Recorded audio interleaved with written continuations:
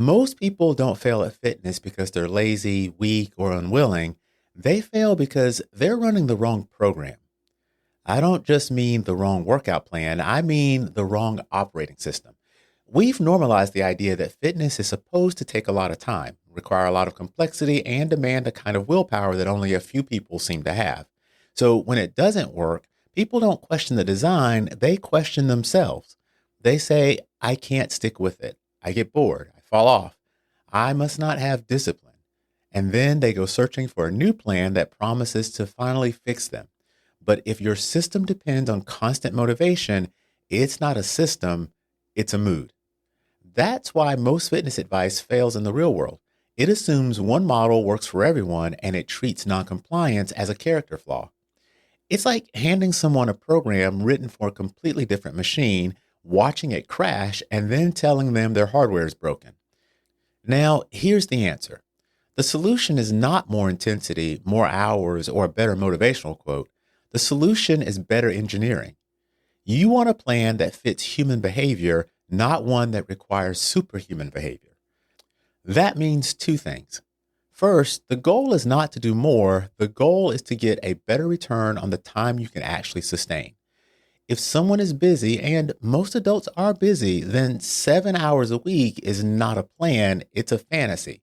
A sustainable plan is the one that can survive a normal calendar. Second, the plan has to match the person. People have different default settings. What feels intuitive, what feels painful, what feels boring, what feels motivating, and what feels impossible.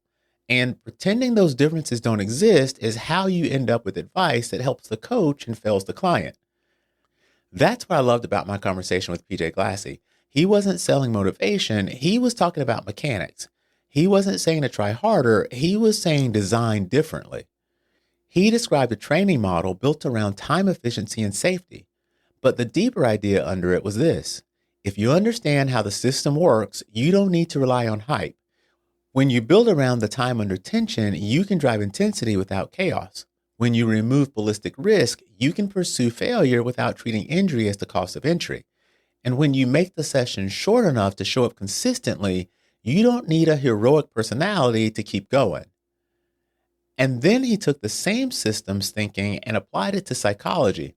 Most advice fails because it's not translated into the listener's brain language. What sounds obvious to one person can feel irrational to another, and when the advice doesn't fit, people don't say, this advice was mismatched. They say, I'm broken. That's the trap. If your plan is mismatched, discipline becomes punishment. If your plan is well matched, discipline becomes routine. Routine is the real unlock because routine doesn't require debate.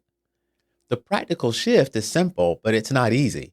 Stop building your health around motivation and start building it around a small behavior you can repeat without negotiation. Write the reason you care.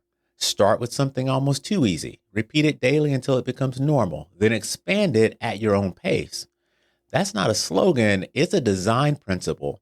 Start small enough that discipline is available today, then let the habit scale itself. If you want a sentence to carry out of this, fitness isn't a test of character, it's a test of architecture. When the system fits your life and your wiring, progress stops feeling like a fight. It starts feeling like something you can actually live with. This is uncommonly remarkable. Thanks for listening.